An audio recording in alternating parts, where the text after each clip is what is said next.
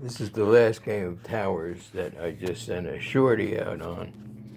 So I was going to go over the cards and review the hands, because there's two ways. If you were playing this hand for money, you have to analyze the cards and whether or not you would play them. If you're playing just to see who the winner is, that's what I'd like you to do. Pick the winning hand here. Who do you think would win high and who do you think would win low? So when you open this hand, there's two rows of 5 cards each. Those are the Towers. And you open the top and the bottom, which I did. And if you look at that card right away, this fella has 3 9s right off the bat. Remember, this is a game where you can play 2 or 3 out of your hand. Pair of deuces. Ace deuce 4 is a decent low hand.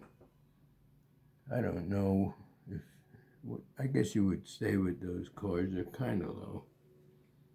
There's a pair of 5s, a few hearts. Ace deuce 6.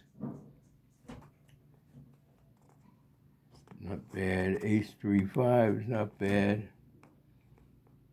6, 8, 9, 10, Jack. And he matches the Jack.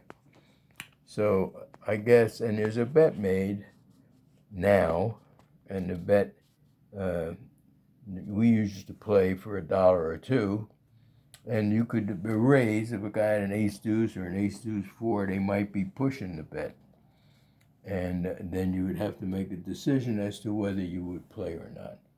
Right now, I think everybody might look at a couple of cards. So the next thing that happens, we turn the cards. And we have a series of bets that are made again. Now here's a 3. So if you're sitting here with a 1, 2, 3, 4, that's a good looking card for you. It's not bad for you. Nothing here for him. The ace deuce. So nothing of consequence happens to that card, but there are some bets made. Then the middle cards, and those are the middle cards are open. The 3 on this side. And again, the bets are made. Now, these bets have stayed constant to begin with, and they're the $1 and $2 kind. Now, they go up to $5. Ours is a modest game. There are other games that play for more. I guess you could name your own stakes if you want. So now it's the money cards.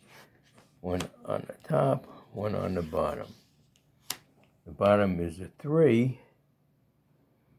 So there's a pair of 3s. He's got a 3.